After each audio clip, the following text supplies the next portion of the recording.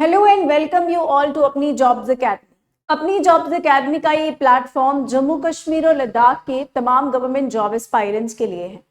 हम आपको modern history की जो सीरीज कंटिन्यू करवा रहे थे उसमें मैंने आपको लास्ट टाइम क्या पढ़ाया था, expansion and consolidation of British empire in India, कि किस तरह से उन्होंने अपना एम्पायर जो है उसका एक्सपेंशन भी किया इंडिया में, एज वेल एज उसका कंसोलिडेशन यानी उसका स्ट्रॉन्ग होल्ड भी इंडिया में बनाया थ्रू डिफरेंट बैटल्स। ठीक है, उसमें हमने बहुत सारी पॉलिसीज, जिस गवर्नर जनरल ने कुछ न्यू पॉलिसीज इंट्रोड्यूस की थी वो भी हमने पढ़ी, लाइक लॉर्ड वेलेस्ले ने सब्सिडरी अलायंस इंट्रोड्यूस किया, लॉर्ड डलहौजी ने डॉक्ट्राइन ऑफ लैप्स इंट्रोड्यूस किया, और भी बहुत सारी चीजें हमने उसमें कवर की थी। तो हमने फर्स्ट जो सेकेंड हमारा चैप्टर था उसे कंक्लूड कर लिया था। ठीक है, सो आज हमारा उसका एमसीक्यू सेशन है। तो यानी आज हम क्या करने वाले हैं, एमसीक्यूज करने वाले हैं expansion and consolidation of British empire in India के। ठीक है, तो चलिए फर्स्ट क्वेश्चन से स्टार्ट करते हैं। आवर फर्स्ट क्वेश्चन सेज, देखते हैं ध्यान से, कह रहा है who among the following sought the help of the French to overthrow the British rule in India. British rule को इंडिया से खत्म करने के लिए, उसे ओवरथ्रो करने के लिए किसने फ्रेंच से हेल्प मांगी थी? बताइए कौन हेल्प मांगता है फ्रेंच की ताकि ब्रिटिश रूल को खत्म किया जा सके, यहां से ओवरथ्रो कर दिया जा सके। ठीक है, आंसर में क्या, ऑप्शंस में क्या है, संभाजी, टीपू सुल्तान, हैदर अली या फिर more than one of the above. बताइए तो क्या होगा आंसर, किसने ली थी फ्रेंच की हेल्प? फर्स्ट ऑफ ऑल हम बात करते हैं फ्रेंच की हेल्प के बारे में बात करें। ठीक है, सो आप मुझे बताओ संभाजी जो है ये कौन है? मराठास हैं, ये मराठास में आते हैं। ठीक है, उसके बाद हम बात करें टीपू सुल्तान की, तो टीपू सुल्तान कहां से आ रहे हैं? मैसूर से, और हैदर अली भी मैसूर से, यानी ये इनके बेटे हैं। कौन? टीपू सुल्तान बेटे हैं हैदर अली के। ठीक है, अब क्या बोल रहा है, संभाजी ने हेल्प मांगी फ्रेंच की ब्रिटिश रूल को खत्म करने के लिए, ओवरथ्रो करने के लिए। तो ऐसा नहीं है, मांगता कौन है हेल्प? हैदर अली भी मांग सकता है, टीपू भी, क्योंकि ये दोनों फ्रेंच के बहुत अच्छे फ्रेंड्स होते हैं। समझ आई? Tipu Sultan was the first to establish his administration on European lines, जिसने यूरोपियन लाइन्स पर अपना एडमिनिस्ट्रेशन जो है वो एस्टैब्लिश किया, वो टीपू सुल्तान था। तो और हेल्प मांगने वाले ये दोनों ही हैं, यानी ये दोनों अच्छे फ्रेंड्स थे, किसके? फ्रेंच के। तो जिसमें प्राइमरीली अगर हम बात करें तो टीपू सुल्तान थे जिन्होंने क्या किया था, फ्रेंच की हेल्प मांगी थी अगेंस्ट द ब्रिटिशर्स। ठीक है, तो the right answer is Tipu Sultan. लिखेंगे राइट आंसर क्या है? ऑप्शन 2 यानी टीपू सुल्तान। ठीक है, ध्यान से याद रखना आपको। The next question says Murshid Quli Khan declared himself the Nawab of Bengal and shifted his capital from Dhaka to dash. Giria, Moradabad, Buxar या मुर्शिदाबाद। बोल रहा है कि मुर्शिद कुली खान जो है वो खुद को नवाब ऑफ बंगाल डिक्लेयर कर देते हैं, घोषित कर देते हैं, और अपनी जो कैपिटल है, ठीक है, उसे शिफ्ट कर देते हैं ढाका से। कहां पर? ये आपको बता रहा है। तो मुर्शिद कुली खान थे, सबसे पहले क्वेश्चन में ही आंसर है कि मुर्शिद कुली खान जो है, यहां लिखेंगे मुर्शिद कुली खान क्या है? नवाब ऑफ बंगाल है। ठीक है, आपने सिराजुद्दौला के बारे में पढ़ा कि वो नवाब ऑफ बंगाल थे। उसके बाद आपने मीर जाफर पढ़ा, जो मीर जाफर एक पपेट नवाब बना दिया जाता है after the battle of Plassey by Britishers. फिर उसके बाद हमने पढ़ा था मीर कासिम, ठीक है, जिसको बैटल ऑफ बक्सर, जिनके साथ उनके अगेंस्ट ब्रिटिशर्स होती है। तो यानी हमने 3 नवाब तो आपने देख लिए थे कि कौन से थे, लेकिन उससे पहले याद होगा अगर आपको, तो मैंने एक टेबल बनाकर आपको लिखवाया था कि कौन से नवाब जो है बंगाल के, जिसमें अली वर्दी खान, मुर्शिद कुली खान का नाम था। तो यानी मुर्शिद कुली खान कौन है? जब भी आपको अगर पेपर में क्वेश्चन आता है कि मुर्शिद कुली खान कहाँ से बिलोंग करते थे, तो ये नवाब ऑफ बंगाल थे। ठीक है, ये नवाब है बंगाल के। और क्वेश्चन क्या बोल रहा है कि इन्होंने अपनी कैपिटल शिफ्ट की है ढाका से कहां पर, ये आपको बताना है। बताइए आंसर क्या होगा? मुर्शिदाबाद। कहां पर की थी उन्होंने? मुर्शिदाबाद में। और अगर हम बात करें मीर कासिम की, हमने जब पढ़ा था बैटल ऑफ बक्सर में, मीर कासिम की अगर हम बात करते हैं, तो मीर कासिम ने कहां से कहां तक अपनी कैपिटल जो है वो शिफ्ट की थी? उसने की थी जहां पर मुर्शिद कुली खान जब ढाका से मुर्शिदाबाद करता है, तो उसने कहां से कहां तक की थी? उसने मुर्शिदाबाद से लेकर कहां कर दी थी अपनी कैपिटल शिफ्ट? उसने कैपिटल की थी, लिखेंगे मुर्शिदाबाद टू मुंगेर। ये आपको पढ़ाया है ना, तभी वो मुंगेर में क्या करता है, कैनन फैक्ट्री लगाता है। ठीक है, वो सब आपने पढ़ा था कि ब्रिटिशर से दूर जाना चाहता था ताकि वो उनके खिलाफ जो है कुछ कॉन्स्पिरेसी स्टार्ट कर सके। ठीक है, सो the right answer is Murshidabad, option 4 Murshidabad. ठीक है, the next question is which charter act first granted 1 lakh rupee for the cause of education of Indians. भारतीयों की एजुकेशन के लिए, इंडियंस की एजुकेशन के लिए कौन सा चार्टर एक्ट है जो क्या करता है, जो ग्रांट करता है 1 लाख रुपीज, जिसने 1 लाख रुपया भारतीयों की एजुकेशन के लिए दिया। ठीक है, कौन सा चार्टर एक्ट है? Charter act 1813 AD, 1833 AD, 1854 AD, या फिर इनमें से कोई भी नहीं है, नन ऑफ द अबव। तो कौन सा वाला चार्टर एक्ट था जिसने 1 लाख रुपया देने की बात की थी for the education of the Indians? ये आपको याद रखना है। तो ये है, लिखेंगे 1813। कौन सा वाला? 1813 एडी वाला चार्टर एक्ट जो है ये बात करता है। ठीक है, क्वेश्चन नंबर 4 सेज, देखिए आपको इस तरीके से भी क्वेश्चन आ सकते हैं कि आपको कोई स्टेटमेंट दे दी जाएगी बड़ी सी कि ये चीज किसने कही है, जैसे महात्मा गांधी का ही स्लोगन है डू और डाई, कुछ भी इस तरीके का, तो वो सीधा दे देंगे हु सेड दिस। ठीक है, फिर आपको डिस्क्रिप्शन, या फिर महात्मा गांधी को एक बार यरवाड़ा जेल में जो है वो भेज दिया जाता है। ठीक है, तो वो आपको एक्सप्लेनेशन में देंगे, पहले स्टेटमेंट बनाकर कि इनको यरवाड़ा जेल में भेज दिया गया था, फिर उसके बाद लिखेंगे उन्होंने हंगर स्ट्राइक की, कुछ पॉइंट्स बना देंगे कि उन्होंने ये स्लोगन जो है वो ये वाली मोमेंट में दिया। तो ये किसकी डिस्क्रिप्शन है, फिर आपको ऑप्शंस में महात्मा गांधी, पंडित नेहरू, कोई भी 4 ऑप्शंस बना के दे देगा। ठीक है, तो आपको याद रखना है, क्या करना है आपको, पहले इसको ध्यान से समझना है, इसमें मेन वर्ड क्या है उनको डिकोड करना है कि ये किससे बिलोंग करते हैं। ठीक है, जैसे यहाँ क्या बोल रहा है, 1758 की बात कर रहा है, कौन से एरा की? 1758 की बोल रहे हैं। He became the British resident at Murshidabad. कहाँ पे रह रहा है ये? मुर्शिदाबाद में ये रहना शुरू हो गया था। कहाँ पर? 1758 में, जो कैपिटल थी बंगाल की। यानी इस टाइम यहाँ कौन होगा? मुर्शिद कुली खान। आफ्टर मीर जाफर, नहीं मीर जाफर जब है, हाँ मीर कासिम से पहले की बात है ये, बोल रहे हैं जिसके बाद मीर जाफर को क्या बना दिया जाता है? नवाब। क्या बना दिया जाता है? नवाब। यानी 1758 की बात हो रही है, तो 1757 के बाद की बात है ना, बैटल ऑफ प्लासी के बाद की बात कर रही है। ठीक है, अब ध्यान से देखना,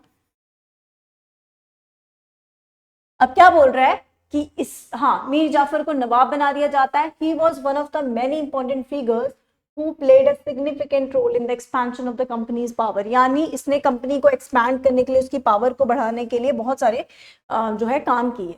He established a new system of justice, एक नया सिस्टम जस्टिस का भी उसने चलाया। तो ये किसकी डिस्क्रिप्शन है? लॉर्ड डलहौजी है, लॉर्ड वेलेस्ले है, लॉर्ड कॉर्नवालिस है, वॉरेन हेस्टिंग्स है। अगर आपको ये 1758 का टाइम पीरियड ही याद हो, बैटल ऑफ प्लासे का ही याद हो, तो आपको आंसर जो है आसानी से मिल जाएगा। तो बताइए मुझे आंसर क्या होगा? लॉर्ड डलहौजी तो नहीं होगा क्योंकि ये 48 में आता है 56 तक, है ना, जो क्या चलाता है? Doctrine of lapse. ठीक है, लॉर्ड वेलेस्ले भी नहीं है क्योंकि लॉर्ड वेलेस्ले ने क्या चलाया था? सब्सिडरी अलायंस, और वो भी बाद में आएगा। लॉर्ड कॉर्नवालिस भी नहीं है क्योंकि कॉर्नवालिस भी बाद में होगा। तो ये कौन होगा? Warren Hastings. ठीक है, कौन होगा ये? वॉरेन। लॉर्ड कॉर्नवालिस का भी टाइम 1790 कुछ करके होगा। ठीक है, तो ये आंसर में होगा वॉरेन हेस्टिंग्स। आपको ये कैसे याद रखना है? देखो, हमने सबसे पहले गवर्नर जनरल्स में मैंने आपको पढ़ाए थे, याद करो। गवर्नर जनरल जब हमने पढ़े तो हमने उसमें सबसे पहले देखा था governor of Bengal, Robert Clive के बारे में, याद है? उसके बाद हमने क्या पढ़ा था? वॉरेन हेस्टिंग्स, जो मैंने बताया था कि first governor general of Bengal बन गए थे। वॉरेन हेस्टिंग पढ़ा था, उसके बाद हमने पढ़ा था वॉरेन हेस्टिंग के बाद हमने पढ़ा था लॉर्ड वेलेस्ले, और भी बहुत सारे। ठीक है, चलो जो भी है, बट हमें ये 2 याद रखे आपने, क्योंकि बैटल ऑफ प्लासे में हमने ये पढ़ा ना, रॉबर्ट क्लाइव, फिर वॉरेन हेस्टिंग उसके बाद था। तो यानी ये कौन से टाइम पीरियड की बात करें? 1758, और उस टाइम कौन है? Warren Hastings. ठीक है, next question says who was the founder of dual government in Bengal? Bengal में डुअल गवर्नमेंट किसने स्टैब्लिश की? बताइए, ये तो आपको पढ़ाया हुआ है। सारे क्वेश्चंस उसी में से हैं जो आपको पढ़ाए हैं, बट वो उस किसी तरीके से उन्हें मोल्ड कर दिया गया है ताकि आपको थोड़ा जो है आपके ब्रेन की भी टेस्टिंग हो कि आपको क्वेश्चन करना आएगा कि नहीं करना आएगा। अब यहाँ तो सिंपल ये सीधा ही क्वेश्चन है, फाउंडर कौन है डुअल गवर्नमेंट का बंगाल में? आपको पता है डुअल गवर्नमेंट बनाई थी, जिसमें क्या किया था डुअल गवर्नमेंट में? पहले ईस्ट इंडिया कंपनी थी, उनके नीचे कौन था? पपेट नवाब था, यानी नवाब था, है ना। उसके नीचे क्या किया था उन्होंने? उसके नीचे उन्होंने निजामत फंक्शंस यानी administrative functions as well as diwani functions यानी रेवेन्यू कलेक्शन फंक्शंस जो है उनको अलग अलग कर दिया था। इसके लिए डिफरेंट मिनिस्टर्स को अपॉइंट किया था। निजामत और दीवानी जो है वो एस्टैब्लिश कर दी थी। डुअल गवर्नमेंट इस तरीके से बंगाल में एस्टैब्लिश की गई थी। और पूछ रहा है कि इसका फाउंडर कौन है, बनाई किसने थी डुअल गवर्नमेंट? तो किसने बनाई थी? रॉबर्ट क्लाइव ने, याद है ना, रॉबर्ट क्लाइव ने एस्टैब्लिशमेंट की थी dual government. Option 4 is correct. Let's move towards the next question and our next question says, question number 6, in 1792, किसकी बात कर रहा है? 1792 की बात कर रहे हैं। अभी मैंने आपको 1790s वाला टाइम पीरियड जो है अभी पीछे ऑप्शंस में मैंने आपको बताया कि किसका टाइम पीरियड था, ठीक है। अभी बोल रहा है कि कौन सा गवर्नर जनरल है जो दरोगा सिस्टम स्टार्ट करता है? कौन सा सिस्टम? दरोगा सिस्टम, मतलब पुलिस से रिलेटेड सिस्टम है ना, दरोगा बोलते हैं ना पुलिस वालों को, ठीक है। कौन सा गवर्नर जनरल है 1792 में? पहली बात यहां से याद रहेगा टाइम पीरियड से। फिर बोल रहा है दरोगा सिस्टम उसने बनाया, क्रिएट किया। तो मुझे बताओ कौन था जो दरोगा सिस्टम स्टार्ट करता है? लॉर्ड वेलेस्ले था? नहीं था, उसने सब्सिडरी अलायंस किया था, इसके लिए वो फेमस था। उसके बाद बात करें लॉर्ड डलहौजी की, तो वह एनेक्सेशन पॉलिसी के लिए फेमस था। लॉर्ड वेलेस्ले भी एनेक्सेशन के लिए फेमस था ना, उसने सब्सिडरी अलायंस के थ्रू किया। लॉर्ड डलहौजी ने डॉक्ट्रिन ऑफ लैप्स के थ्रू किया। बात करें लॉर्ड कॉर्नवालिस की, तो इसमें हम पढ़ेंगे, नेक्स्ट है वॉरेन हेस्टिंग्स। तो वॉरेन हेस्टिंग नहीं है, वॉरेन हेस्टिंग ने क्या किया था? डुअल गवर्नमेंट को एबॉलिश किया था। क्या किया था? एबॉलिश। जो रॉबर्ट क्लाइव ने डुअल गवर्नमेंट बनाई ना बंगाल में, इसको ये एबॉलिश करता है, एबॉलिश्ड द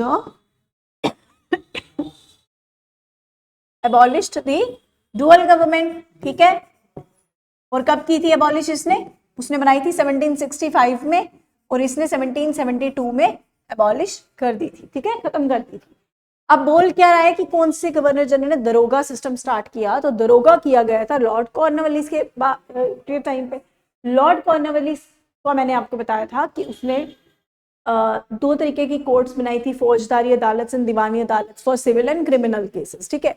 उसके बाद मैंने आपको बताया था कि इसने दरोगा सिस्टम यानी इसने 3 पोस्टें जो है वो क्रिएट की थी। अगर आपको याद हो, फॉर एग्जाम्पल मैंने आपको एग्जाम्पल भी दिया था कि जैसे हम KS का IAS का पढ़ते हैं तो उसके बाद क्या बनते हैं, तो वो पोस्टें याद है आपको? DC की DM यानी डिस्ट्रिक्ट मैजिस्ट्रेट की पोस्ट थी, एक डिस्ट्रिक्ट कलेक्टर की पोस्ट थी DC की, और एक पुलिस SI की पोस्ट थी। जब मैंने आपको बोला था कि आप भी SI की तैयारी कर रहे हो तो आपको याद रखना है, ठीक है। तो दरोगा सिस्टम जो है वो किसने स्टार्ट किया? लॉर्ड कॉर्नवालिस ने, ठीक है। बिल्कुल बेसिक से क्वेश्चंस हैं, इसमें कुछ मुश्किल नहीं है, ये बिल्कुल फैक्चुअल क्वेश्चन है। किसने क्या स्टार्ट किया, कब किया, कहां से कहां तक कैपिटल शिफ्ट किया, तो इसमें कुछ भी इतना खास नहीं है, बट आपको याद रखने हैं क्योंकि पेपर के पर्सपेक्टिव से बड़े इंपॉर्टेंट है, 1 लाइनर क्वेश्चंस है, तो आपको याद रखने हैं। लॉर्ड कॉर्नवालिस, ठीक है। Our 7th question says, when did Sadat Khan Burhan ul Mulk established the autonomous state of Awadh? क्या पूछ रहे हैं? सादत खान। सादत खान कौन है? सादत खान जो है वो कौन थे, बताओ मुझे। अवध के निजाम थे ना, नवाब, ठीक है। बोल रहे सादत खान जिनको बुरहान उल मुल्क के नाम से जाना जाता है। आपको ये याद रखना, अगर आपको बुरहान उल मुल्क बोलेंगे तो वही सादत खान है, सादत खान ही बुरहान उल मुल्क है। पूछ रहा है कि इन्होंने अवध की स्टेट को कब बनाया, ठीक है, अवध की स्टेट को कब बनाया था, तो बताओ। ऑटोनोमस स्टेट ऑफ अवध 1722, 1733, 1757 या फिर 1765। तो ये 2 डेट्स तो बड़ी इंपॉर्टेंट है। इसमें क्या क्या हुआ ये आपको पता है। 1757 बैटल ऑफ प्लासे, ऑप्शंस को भी ध्यान से पढ़ना है पहले, ठीक है। बैटल ऑफ बक्सर होती है 64 में, और ये है ट्रीटी ऑफ इलाहाबाद जो बैटल ऑफ बक्सर के बाद होती है। तो 1765 is the date of treaty of Allahabad, ठीक है। और ये कब बनाया सादत खान ने, कब autonomous state of Awadh create की थी? 1722 में, याद रखना है कब, 1722 1722 में। So the right option is option A 1722 में, ठीक है। Who is the founder of the Sikh empire, ये सबको मालूम होना चाहिए, हमने सिख का जो है वो ना नहीं पढ़ा है, और मराठास की भी मैंने आपको वॉर्स नहीं पढ़ाई। तो मैं सोच रही हूँ कि मैं इंपॉर्टेंट जो भी क्वेश्चंस होंगे वो एमसीक्यूज के द्वारा आपको करवा दूंगी, क्योंकि उसमें इतना कुछ जो है जेकेएसएसबी या एसएससी में नहीं पूछा जाता है, और जो पूछा जाता है उसके हिसाब से मैंने क्वेश्चन में डाल दिए, ठीक है। तो फिर भी कुछ अगर इंपॉर्टेंट होगा तो हम जो एमसीक्यूज वो कवर कर लेंगे, क्योंकि मैं आपको इतना डिटेल में पढ़ाऊंगी तो बच्चे ही बोर हो जाएंगे कि बहुत ज़्यादा हिस्ट्री पढ़ा रहे हैं। तो बोरियत की बात नहीं देखनी है, सबसे पहले हमें देखना है कि हमारे एग्जाम के पर्सपेक्टिव से क्या इंपॉर्टेंट चीज़ है, ठीक है। बोल रहे हैं कि कौन है सिख एम्पायर का फाउंडर, तो बताइए महाराजा गुलाब सिंह, महाराजा रंजीत सिंह, महाराजा हरि सिंह या फिर खड़क सिंह। तो बताइए सिख एम्पायर किसने फाउंड किया था, बताइए। ये किया है महाराजा रंजीत सिंह, ठीक है। Maharaja Ranjit Singh was the founder of Sikh empire. और अगर हम बात करें खड़क सिंह की, तो खड़क सिंह कौन है, इनके सक्सेसर, कौन है इनके, यानी महाराजा रंजीत सिंह के बाद कौन आता है, खड़क सिंह आते हैं, रूल करते हैं सिख एम्पायर में। और बात करें महाराजा गुलाब सिंह की और महाराजा हरि सिंह की, अगर हम बात करते हैं तो दे दो both were the Dogra rulers. ये डोगरा एम्पायर की हैं, डोगरा डायनेस्टी इन्होंने जो है इस्टेब्लिश की, और उसके बाद वहां पे रूल करते हैं कौन कौन है, Maharaja Gulab Singh as well as Maharaja Hari Singh belongs to the Dogra dynasty, not the Sikh empires, ठीक है। Next question, option B is correct, Maharaja Ranjit Singh was the founder of Sikh empire in India. अब क्वेश्चन आपको क्या बोल रहा है, कह रहा है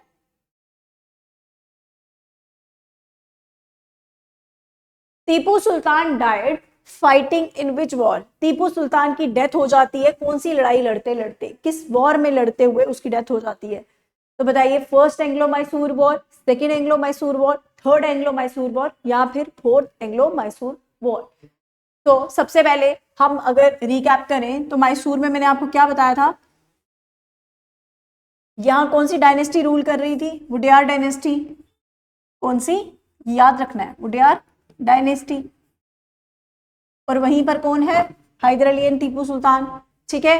अगर बात करें फर्स्ट एंग्लो मैसूर वॉर की, तो फर्स्ट एंग्लो मैसूर वॉर और सेकेंड एंग्लो मैसूर वॉर किसके बीच में होती है, Haider Ali versus East India company, जिसमें आपने ये तो देखा कि निज़ाम प्लस मराठा पहली एंग्लो मैसूर वॉर में ईस्ट इंडिया के साथ होते हैं, सेकेंड वाली में वो निज़ाम जो है हैदराबाद का एज वेल एज मराठा जो है वो सेकेंड एंग्लो मैसूर वॉर में हैदर अली के साथ हो जाते हैं। इन वो अपनी अलायंस चेंज करते रहते हैं, बट मेन क्या है हमें याद रखना है, हैदर अली और ईस्ट इंडिया कंपनी के बीच में पहली और सेकेंड एंग्लो मैसूर वॉर होती है, जिसके दौरान अगर हम सेकेंड की टाइम की बात करते हैं 1780 to 84 था इसका टाइम पीरियड, ठीक है, जिसमें हमने देखना कि 1782 में ही हैदर अली की डेथ हो जाती है, हैदर वॉज डाइड, मर जाता है ना वो। जब हैदर अली की डेथ होगी 1782 में, तो 2 साल किसने बैटल कंटिन्यू की है, वो कंटिन्यू की गई है बाय टीपू सुल्तान, किसने, टीपू सुल्तान ने, ठीक है। तो टीपू सुल्तान ही जो सेकेंड एंग्लो मैसूर वॉर को कंटिन्यू करता है, थर्ड और फोर्थ भी लड़ता है, जिसमें फोर्थ में उसकी डेथ हो जाती है, Tipu was died in this battle. अब वो पूछ क्या रहा है, टीपू सुल्तान की डेथ जो है कौन सी वॉर में हुई है, तो वो फोर्थ वाली में हुई है, ठीक है।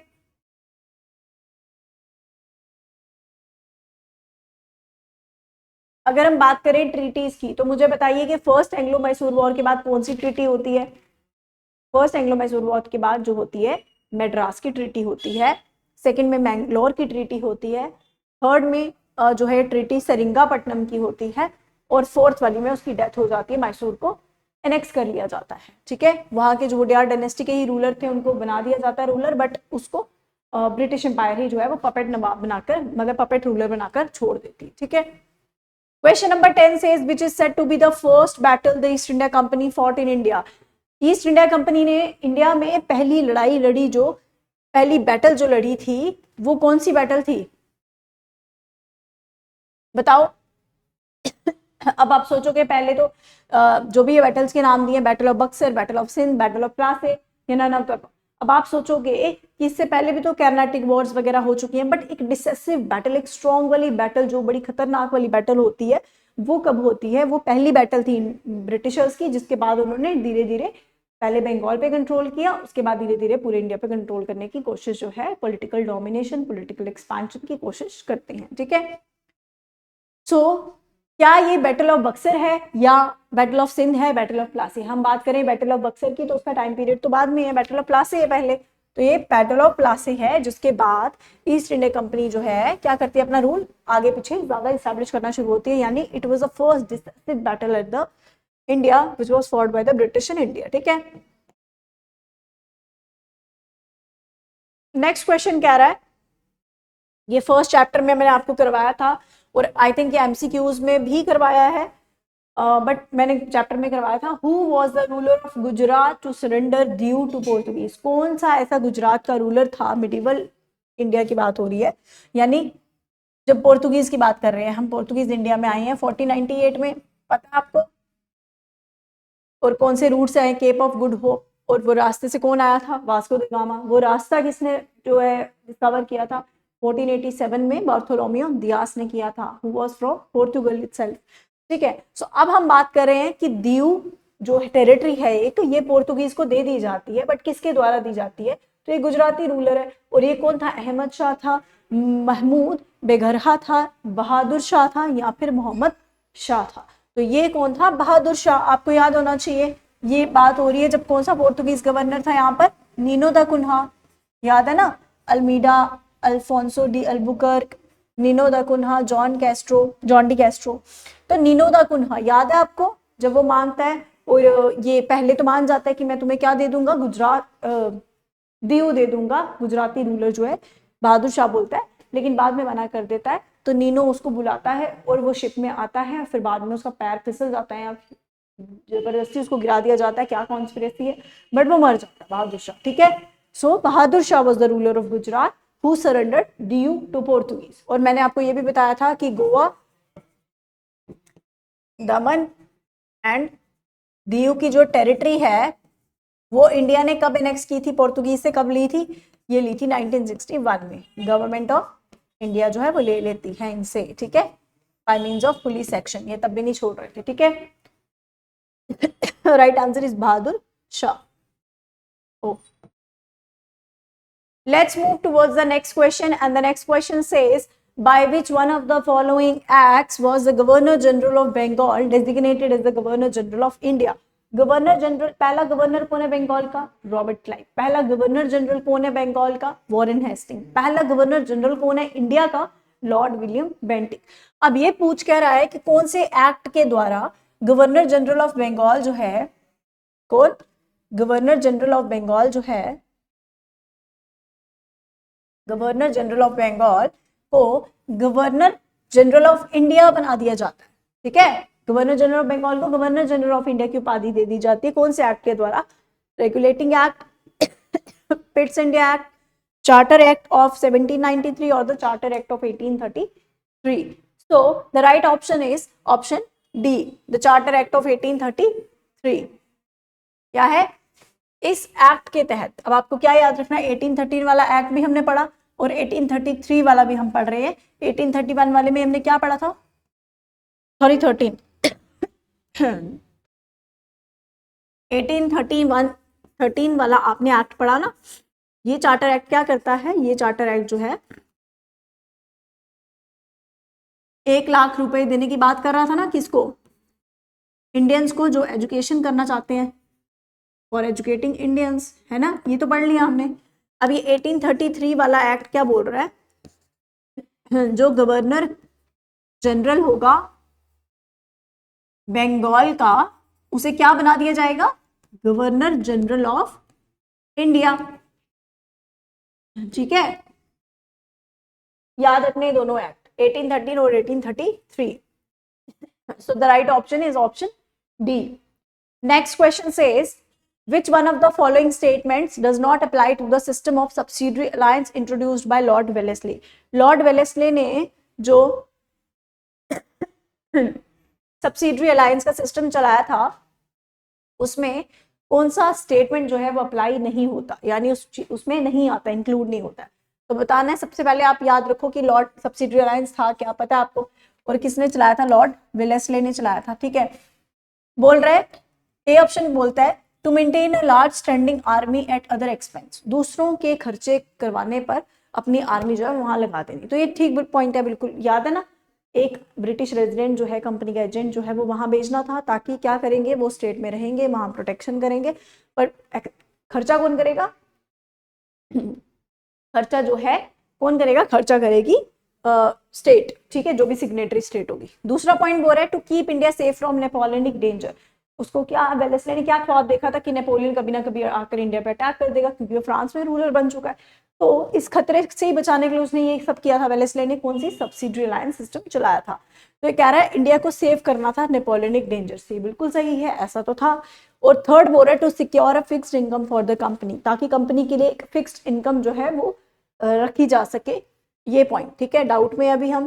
फोर्थ बोल रहा है to establish British paramountcy over the Indian states, Indian states पर ब्रिटिश की पैरामाउंसी हो, यानी उनकी सुपीरियर पावर हो, सुप्रीम पावर हो। समझ रहे हो कि इंडियन पर ब्रिटिश का ही कंट्रोल हो, परमानेंट पैरामाउंट कंट्रोल हो। ठीक है, तो ये पॉइंट तो बिल्कुल सही है, क्योंकि यही तो था, सब्सिडरी अलायंस के द्वारा उन्होंने स्टेट को एनेक्स तो किया, पर एनेक्स कितने जो है शातिर तरीके से किया था, कितना एक चालाकी वाला पॉइंट था उसका सब्सिडरी अलायंस, कि उसने ना तो पैसा खर्चा, एक भी मैंने आपको बताया था ये पॉइंट, ना उसने एक पैसा खर्चा था, और उसने सारी इंडियन स्टेट्स को, almost all of the Indian states को अपने कंट्रोल में भी ले लिया था, यानी पैरामाउंसी एस्टैब्लिश कर दी।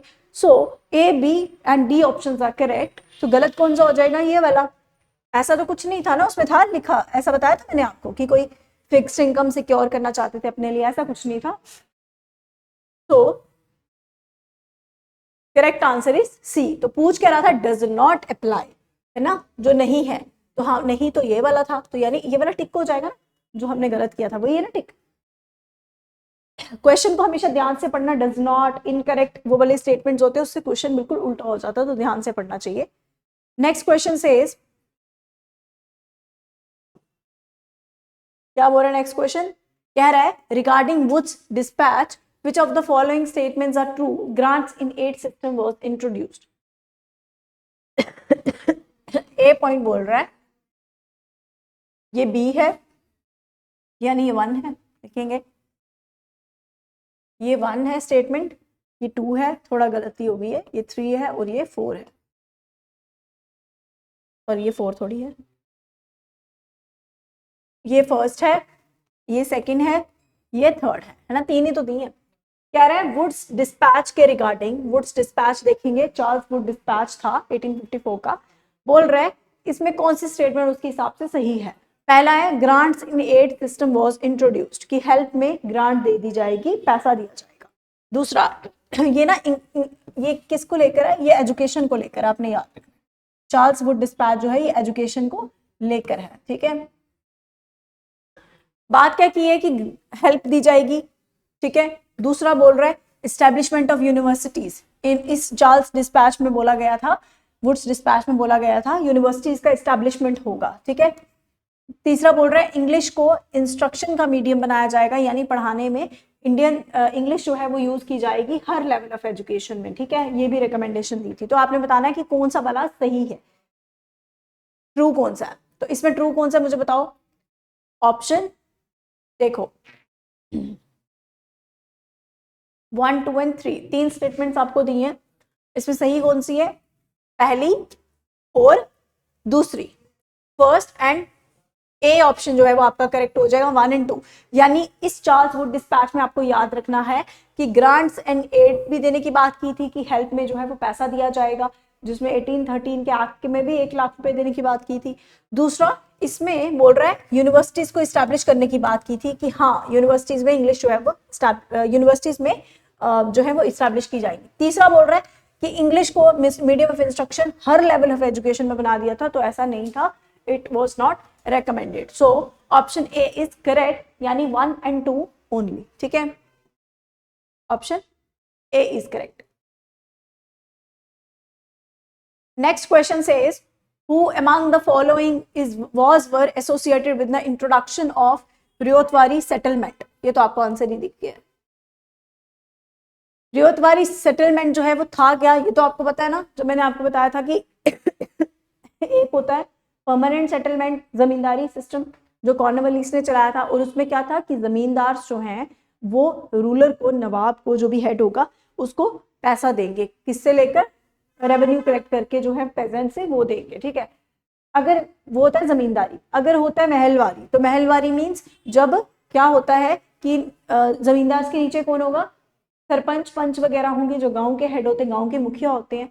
तो महलवारी मतलब जहां पर गांव के जो हेड होते हैं वो पैसा देते हैं रूलर को, जमींदार को नहीं देते, सीधा रूलर को खुद देते हैं।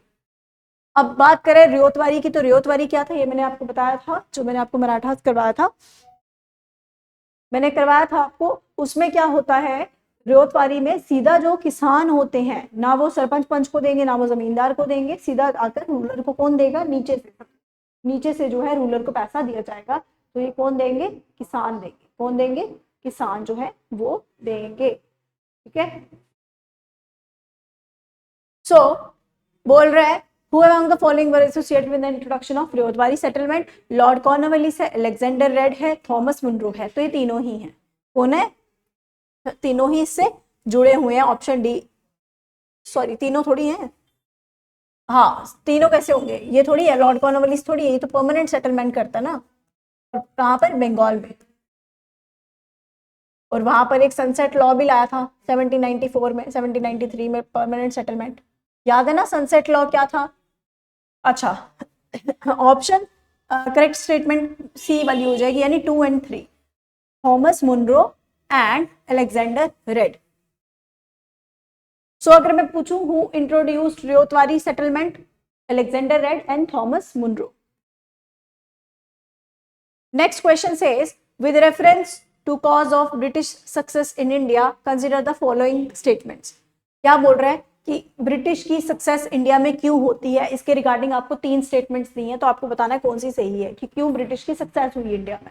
तो मुझे बताइए, पहला ऑप्शन बोल रहा है स्ट्रॉन्ग फाइनेंशियल बैकअप, उनके पास बैकअप बहुत अच्छा था, फाइनेंसेस थे, फाइनेंशियल बैकअप अच्छा था, उनको पीछे से गवर्नमेंट जो है वो पैसा दे रही थी, ये पहला पॉइंट बोल रहा है, ठीक है। सो ये बिल्कुल सही है, ऐसा तो था, पैसा तो था उनके पास। दूसरा बोल रहा है बेटर मिलिट्री एंड आर्मी, उनकी मिलिट्री बहुत अच्छी थी और उनके पास हथियार बड़े अच्छे वाले थे, तो मॉडर्नाइज थे, बिल्कुल सही है। और तीसरा बोल रहा है नेशनलिस्ट प्राइड, तो क्या होगा करेक्ट, बताइए। 1 and 2, 2 and 3, 1 and 3 और all of the above. So the right answer is all of the above, D, nationalist pride भी था। तो यानी ये तीनों ही जो है कारण रहे कि उनकी सक्सेस हुई। एक तो उन्हें अपने नेशन पर प्राइड था, यानी नेशनलिस्ट प्राइड, आप समझ सकते हो कि उन्हें अपने ऊपर इतना भरोसा है, ठीक है, अपने नेशन को रिप्रेजेंट कर रहे हैं, अपने देश पर इतना भरोसा है, और फिर उससे से वो क्या करते हैं, भारत में एक्सपेंशन कंसोलिडेशन की पॉलिसी चलाते हैं। तो ब्रिटिश मिलिट्री और उनके पास आर्मी अच्छी थी, बहुत बेटर मिलिट्री थी, आर्म्स थे, फाइनेंशियल बैकअप अच्छा था, तो तीनों ऑप्शंस आएंगे, ठीक है। Question number 17 says which princely state was the richest when the British arrived in India। ये तो आपको सबको आना चाहिए, मैंने बताया भी है। प्रिंसली स्टेट मतलब, प्रिंसली स्टेट मतलब कि वहां पर कोई प्रिंस रूल कर रहा था, राजाओं का रूल था ना, दैट्स व्हाई वो स्टेट्स को प्रिंसली स्टेट कहा जाता है, ब्रिटिशर्स के टाइम की बात कर रहे हैं, ठीक है, क्योंकि ब्रिटिश जो है वो अपने अंडर जो है उसको ब्रिटिश स्टेट कहा कहते थे, ब्रिटिश इंडिया कहते थे, और प्रिंसली स्टेट उनको कहा जाता था जो इनके अंडर नहीं थी, वो किसके अंडर थी, प्रिंसेस के अंडर थी। तो हैदराबाद की स्टेट अमीर थी, मराठास की, बंगाल की, राजपूताना की, जब ब्रिटिशर्स जो है वो इंडिया में पहुंचते हैं तो उस टाइम सबसे ज्यादा अमीर जो होती है बंगाल होती है, क्योंकि मैंने आपको बताया था यहाँ लैंड जो बड़ी फर्टाइल है, बड़ी प्रॉस्परस लैंड है, तो इसकी वजह से इनकी ट्रेजरी बहुत ज्यादा स्ट्रॉन्ग थी, जिसकी वजह से उन्होंने कंट्रोल भी तो पेट्रोल और प्लास्टिक बाद वहीं पर किया ना, तो Bengal is the right answer. Question number 18 says which personality was not part of the battle of Plassey। बताइए कौन नहीं था इसमें बैटल ऑफ प्लासी में, बहुत आसान क्वेश्चन है। हैदर अली, मीर कासिम, जगत सेठ या सिराजुद्दौला। तो कौन जो था वो बैटल ऑफ प्लासी में नहीं था, हैदर अली तो नहीं होगा, मीर कासिम तो था मीर कासिम नहीं था, वो तो बैटल ऑफ बक्सर में था ना। जगत सेठ था, जगत सेठ जो है वो उन्हें पैसा दे रहा था ताकि जो बैटल है प्लासी की वो लड़ी जा सके, ठीक है। तो जगत सेठ था और ये एक ट्रेटर था, ठीक है, गद्दार था, और चौथा है सिराजुद्दौला। ये तो था ही, इसी के साथ तो ईस्ट इंडिया कंपनीज के खिलाफ थी तो बैटल हुई थी प्लासी की। तो इसमें दो ऑप्शन गलत है, ये ऑप्शन एक ऐसे ही गलत हो गया। Right answer is Haider Ali नहीं है, सिर्फ मीर कासिम भी तो होगा। मीर कासिम कहाँ था बैटल ऑफ प्लासी में? मीर कासिम बैटल ऑफ बक्सर में आता है, ठीक है।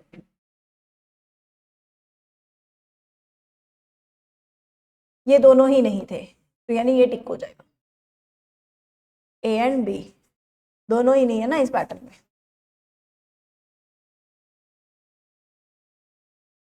नेक्स्ट क्वेश्चन सेज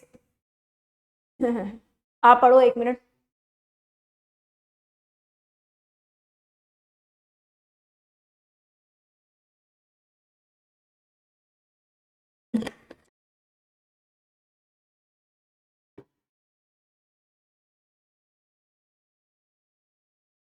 क्या बोल रहे हैं? नेक्स्ट क्वेश्चन कह रहा है परमानेंट सेटलमेंट को लेकर क्या स्टेटमेंट जो है वो आपने देखनी है, ठीक है।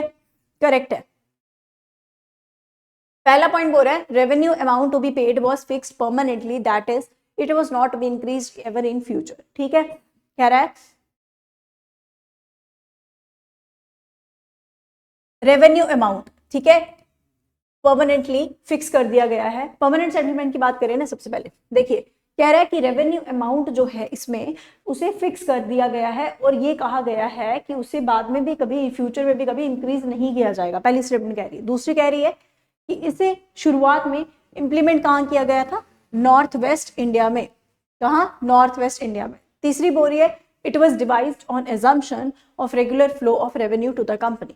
ये इसलिए चलाई गई थी कि उन्होंने एज्यूम किया था कि रेगुलर जो है कंपनी को पैसा आता रहेगा, यानी सोर्स ऑफ इनकम रहेगा उनका। तो बताइए कौन सा करेक्ट है?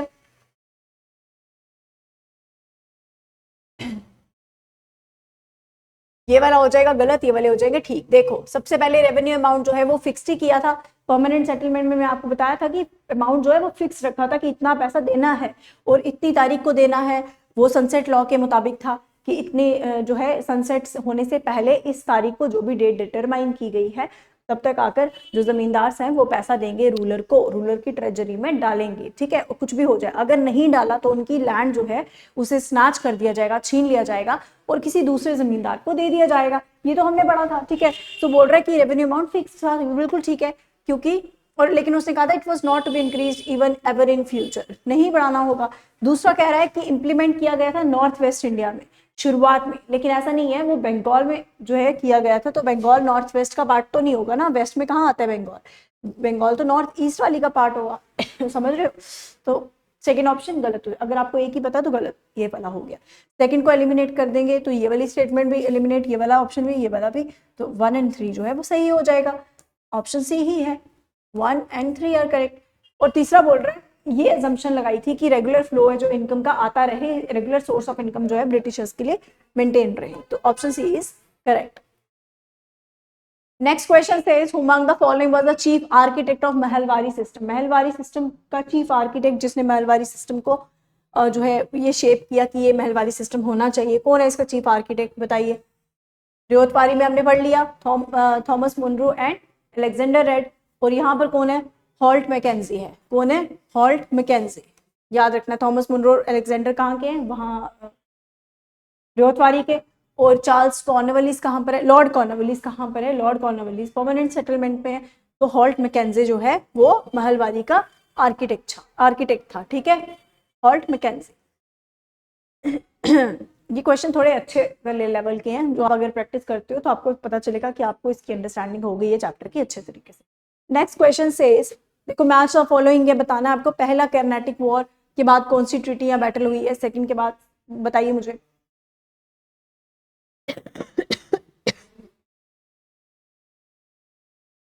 फर्स्ट कर्नाटिक वॉर जब होती है तो फर्स्ट कर्नाटिक वॉर के बाद कौन सी वाली होगी बताइए? बैटल ऑफ बॉन्डिवॉश तो नहीं होगी, ट्रीटी ऑफ मद्रास होगी, है ना। पौंडीचेरी भी नहीं, एक्सला चपल भी नहीं, सॉरी हम ट्रीटी ऑफ मद्रास की बात करें। यहाँ क्या आएगा? फर्स्ट कैनेटिक वॉर के बाद तो ट्रीटी ऑफ एक्सला चपल हुई है ना, तो यानी 1 का ए का 4, ये वाला अभी तक हमारा ये ऑप्शन ठीक चल रहा है। चेक करते हैं इसको। सेकंड कर्नाटिक वॉर बताइए, सेकंड कर्नाटिक वॉर के बाद कौन सी ट्रीटी साइन हुई थी? सेकेंड कर्नाटिक वॉर के बाद जो ट्रीटी साइन होती है वो कौन सी ट्रीटी थी? ट्रीटी ऑफ पौंडीचेरी, है ना। और थर्ड के बाद पेरिस की ट्रीटी होती है, जब अंग्रेजों जो है वो मना देते हैं, पेरिस यानी पेरिस में होती है, और फ्रेंच को ये कन्विंस कर लेते हैं कि तुम्हें अब यहाँ पे कोई भी सेटलमेंट एक्वायर नहीं करनी है, बस थोड़ा सा चुपचाप बैठकर थोड़ा सा ट्रेड करो। थर्ड कर्नाटिक वॉर के बाद कौन सी होगी? बैटल ऑफ वॉन्डिवॉश होगी, है ना, बैटल ऑफ वॉन्डिवॉश होगी इसके बाद, और यहाँ पे ट्रीटी होगी पेरिस की, ठीक है। और फर्स्ट मैसूर वॉर के बाद होती है, जो हमने पहले गलती से करी थी, ये मैसूर वाली जो है मद्रास की ट्रीटी थी इसमें, ठीक है। और सेकंड मैसूर वॉर में कौन सी ट्रीटी थी? मैंगलोर की। थर्ड में सेरिंगापट्टनम, श्रीरंगापट्टनम जिसको कहा कहते हैं। तो यानी हमारा ऑप्शन कौन सा ठीक हो रहा है? ये वाला। एक अगर आपको पता चल जाएगा, एक उसके बाद दो में कंफर्म कर लेना, फिर आपको पता चल ही जाएगा, जरूरी नहीं है, बट आपको सारे ऑप्शन जो है ध्यान से पढ़ने हैं। ए का 4, बी का 1, सी का 3 और डी का 2, ठीक है। इतने ध्यान से आपको पढ़ना है। यानी ऑप्शन कौन सा ठीक हो रहा है? 3 वाला, सी वाला ऑप्शन सही है। अब कह रहा है treaty of Pondicherry brought the dash Carnatic war to an end. अभी हमने पढ़ा ट्रीटी ऑफ पौंडीचेरी कौन सी बैटल के बाद होती है? सेकंड वाली के बाद, सेकंड कर्नाटिक वॉर के बाद। पहली वाली के पहले बात कौन होती है? एक्सला-चौपन, तो ये आएगा सेकंड के बाद जो है वो ट्रीटी ऑफ पौंडीचेरी साइन होती है। चलिए, शिवाजी क्रोन्ड हिमसेल्फ एट, शिवाजी ने खुद को क्रोन कहां पर किया? 1674 में किया था। श्री गंगा भट्ट और स्कॉलर ऑफ वाराणसी उन्हें क्रोन करते हैं, यानी उनको राज तिलक जो है वो लगाते हैं। और कहां पर? रायगढ़ में। कहां पर? रायगढ़ में। और एक टाइटल भी लेते हैं, हिंदू धर्म धारक, यानी प्रोटेक्टर ऑफ हिंदूज। ये टाइटल शिवाजी ने तब लिया था जब उनका कोरोनेशन हुआ, तो कहां पर होता है? रायगढ़ में, ठीक है। Move towards the next question, option C is the correct. So the next question says Shivaji submitted to Jaisingh. Jaisingh कहाँ का रूलर था? अंबर का, जो औरंगजेब ने जिसको भेजा था। और कौन सी ट्रीटी साइन की थी शिवाजी ने? यानी शिवाजी जो है जयसिंह के सामने जो है सबमिट हो जाते हैं, ठीक है। और कौन सी ट्रीटी साइन करते हैं? जब उनकी हार हो गई थी, जयसिंह ने उनको हरा दिया था, तो जयसिंह ने कौन सी जब हराया और उसके बाद कौन सी ट्रीटी साइन की थी? ट्रीटी ऑफ पुरंदर, मद्रास, येंडाबू या फिर सूरत। So right answer is Purandar, the treaty of Purandar, ठीक है। Next question says Lord William Bentinck के बारे में बताइए। He introduced English as official language, ये तो हमने पढ़ा भी था, इंग्लिश को ऑफिशियल लैंग्वेज बना दिए, कह रहा है। He abolish the provincial courts of appeal and circuit, वो प्रोविंशियल कोर्ट जो होती है अपील की उसे खत्म कर देता है। वो initiated resolution for abolition of sati, sati के लिए उसने क्या किया? सती को एबॉलिश करने के लिए एक रेजोल्यूशन पास किया था 1829 में। तो बताइए कौन सा सही है? 1 और 2 तो बिल्कुल सही है ना, और थर्ड भी सही है, तो राइट ऑप्शन हो जाएगा 1, 2 and 3, थर्ड भी सही है। So option D is the correct, 1, 2 and 3 is the right answer. He also abolished the provincial courts of appeal, ठीक है। चलिए नेक्स्ट क्वेश्चन पर चलते हैं। Who of the following Governor General was the first to associate himself with the welfare activities of the people? कौन सा ऐसा governor general था जो खुद को बताता था कि मैं लोगों की भलाई के लिए काम कर रहा हूँ, और सच में उसने किया भी ऐसा, है ना। अभी आपने पढ़ा था कौन से खुद सोचिए, माइंड में एक बार रिकैप कीजिए, जो गवर्नर जनरल्स पढ़े किसने कौन से अच्छे काम किए हैं जो लोगों की वेलफेयर के लिए अच्छे थे। लॉर्ड हेस्टिंग था? नहीं था, क्योंकि उसने मराठास को एलिमिनेट कर दिया था, जो बचा कुचा काम था लॉर्ड वेलेस्ले का। फिर उसने फ्रेंडली अलायंस की थी राजपूत के साथ, बट उसने नेपाल के साथ जो है वो वॉर कर दी थी, है ना, तो लॉर्ड हेस्टिंग तो नहीं होगा। दूसरा ऑप्शन कह रहा है लॉर्ड वेलेस्ले, वो भी नहीं था, क्योंकि उसने सब्सिडियरी अलायंस चलाया था जो एक एनेक्सेशन पॉलिसी थी। तीसरा बोल रहा है लॉर्ड डलहौजी, लॉर्ड डलहौजी ने भी एनेक्सेशन पॉलिसी चलाई थी to the doctrine of lapse, ठीक है, जिसका भी जो बायोलॉजिकल चाइल्ड नहीं है, अगर वो रूलर मर जाता है तो उसके बाद उसके बेटे को राजा नहीं बनने दिया जाएगा, यानी अडॉप्टेड चाइल्ड को राजा नहीं बनने दिया जाएगा और उस स्टेट को एनेक्स कर लिया जाएगा। सो लास्ट वाला बोला विलियम बेंटिक, और William Bentinck is the right answer, क्योंकि इसने हिंदू संस्कृत कॉलेज बनाया, बनारस संस्कृत कॉलेज बनाया, मेडिकल कॉलेज जो है साइंस मेडिकल कॉलेज जो है कलकत्ता मेडिकल कॉलेज वो बनाया। फिर इसने इंग्लिश को हैज ए क्या बोलते हैं कि ऑफिशियल लैंग्वेज बनाने की कोशिश की। फिर एज वेल एज अगर हम बात करें विलियम बेंटिक की, तो इसने सती के एबॉलिशन के लिए काम किया था, ठगी और फॉर्जरी सिस्टम को खत्म करने की बात की थी, काम भी किया था उसके रिगार्डिंग, ठीक है। उसके बाद अगर हम कहें विलियम बेंटिक का, तो विलियम बेंटिक ने और क्या काम किए थे बताइए, यही सब काम किए थे, ठीक है। सो चलते हैं, लॉर्ड डलहौजी के बारे में क्या क्या स्टेटमेंट सही है ये आपको बताना है। He passed post office act and stamps were introduced, या मैंने आपको बताया था पोस्ट और टेलीग्राफ के रिगार्डिंग इसने बहुत सारे काम किए थे, तो इसने पोस्ट ऑफिस एक्ट जो है वो पास किया था और स्टैम्प्स को इंट्रोड्यूस किया था। सेकंड ऑप्शन बोल रहा है he was considered the maker of modern India, yes he is also considered as the maker of modern India.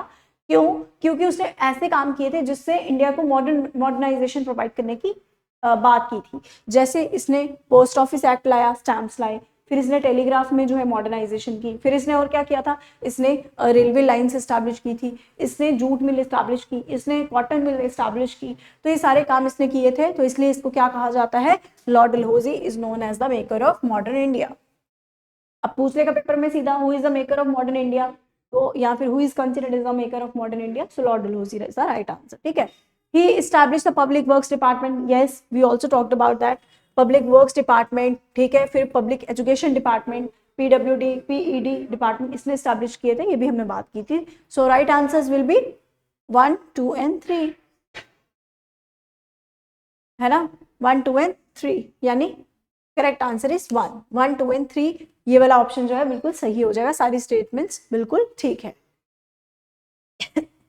Next question says Lord Hastings initiated the dash where the East India Company claimed that its authority was supreme and hence its power was greater than that of the Indian states। कह रहा है Lord Hasting ने क्या चीज जो है initiate की, क्या चीज की शुरुआत की जहां पर ईस्ट इंडिया कंपनी ने ये क्लेम किया कि उसकी अथॉरिटी जो है वो सुप्रीम है, यानी हम सबसे ऊपर है, और हमारी पावर जो है वो इंडियन स्टेट से बढ़कर है। तो कौन सी पॉलिसी के तहत जो है वो ब्रिटिशर्स ये क्लेम करेंगे, ये कहेंगे, इस चीज का दावा करेंगे कि हमारी पावर सुप्रीम है और हम इंडियन रूलर से ज्यादा सुप्रीम है। गवर्नमेंट स्टोर्स पॉलिसी, ये क्वेश्चन से आंसर पता चल जाएगा। डॉक्ट्रिन ऑफ लैप्स तो नहीं थी, ठीक है। इंपीरियल पॉलिसी कोई नहीं है। ये कौन सी पॉलिसी है? पॉलिसी ऑफ पैरामाउंट, यानी हम ही सबसे ऊपर है, पैरामाउंट, ठीक है। तो option D is the correct answer. देखें ये क्वेश्चन जो है पेपर में अपेयर हुआ है, इससे पहले भी बड़े सारे अपेयर हुए, बट मैंने लिखा नहीं है कई क्वेश्चंस में, बट ये सारे PYQ से इंपॉर्टेंट क्वेश्चंस जो है वो लिए गए हैं, ठीक है। तो ये सारे क्वेश्चंस आपको अगर आप पढ़ लेते हो ना, तो इट मींस आपका जो पूरा सेकंड चैप्टर है उसका अच्छा सा रिविजन हो जाता है, क्योंकि इसमें इंपॉर्टेंट क्वेश्चंस कवर किए हैं ऑलमोस्ट, ठीक है। नेक्स्ट क्वेश्चन से subsidiary alliance system through which the Britishers were responsible for protecting their Indian allies from external and internal threats to their power was devised by, बताइए subsidiary alliance system की बात कर रहे हैं, जिससे क्या हुआ, ब्रिटिशर्स ने क्या किया था, इंडियन allies को प्रोटेक्ट किया था ना एक्सटर्नल और इंटरनल थ्रेट से। ये किसने चलाया था? वेलेस्ले ने। किसने चलाया था? वेलेस्ले ने। Option D is the correct answer. Now, the last question of this series says, which one of the following statements about the Treaty of Allahabad is not correct? बताइए, Treaty of Allahabad in 1765, right after the Battle of Buxar in 1764. 1765 में treaty Allahabad की चलाई गई, और इस treaty में क्या क्या है वो आपने देखना है। पहले बोल रहे हैं, ये देखिए ये भी क्वेश्चन CAPF में आया हुआ है, बोल रहे हैं it was signed in the year 1765, बिल्कुल सही है ना, अभी हमने डिस्कस किया। सेकंड बोल रहा है Mughal emperor by a farman formally granted the Diwani of Bengal, Bihar and Orissa to East India company.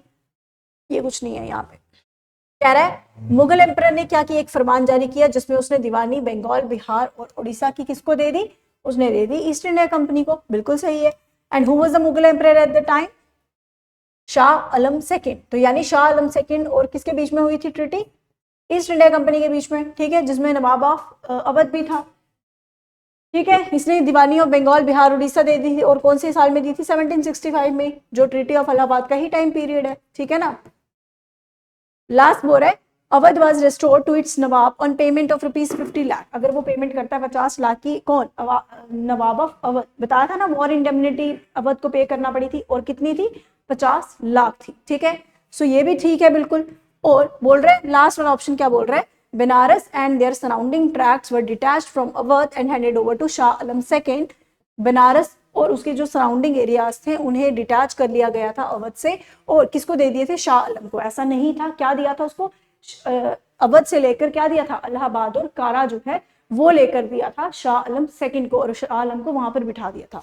तो ये वाला स्टेटमेंट गलत है, यानी नॉट करेक्ट पूछ रहे, so D is not correct, D is not correct. ठीक है, सो ये हो गया आपके 30 एमसीक्यूज का सेशन जो है वो कंप्लीट हो गया है, जिसमें हमने पूरा अपना सेकेंड चैप्टर जो है that was expansion and consolidation of British in India उसे कंप्लीट कर लिया, पूरा अच्छे से रिवीजन भी उसकी कर ली है। ठीक है, आई होप आपको आज का जो एमसीक्यूज का सेशन होगा मॉडर्न हिस्ट्री का वो अच्छा लगा होगा। सो इसके बाद अब हम कौन सा चैप्टर स्टार्ट करने वाले हैं? कल हम स्टार्ट करने वाले हैं द रिवोल्ट ऑफ 1857, यानी फर्स्ट वॉर ऑफ इंडिपेंडेंस के नाम से जिसे जाना जाता है, वो हम कल स्टार्ट करेंगे। ठीक है, सो तब तक आप क्या करना, आप इन क्वेश्चंस को एक बार फिर अच्छे से देख लेना, अच्छे से रिवाइज कर लेना, ताकि आपके फर्स्ट और सेकंड चैप्टर जो है वो अच्छे से कंसोलिडेट हो जाए, रिवीजन हो जाए उनकी अच्छे से, और कल से हम थर्ड एक नया फ्रेश चैप्टर जो है वो स्टार्ट करने जा रहे हैं। So thank you so much for the day.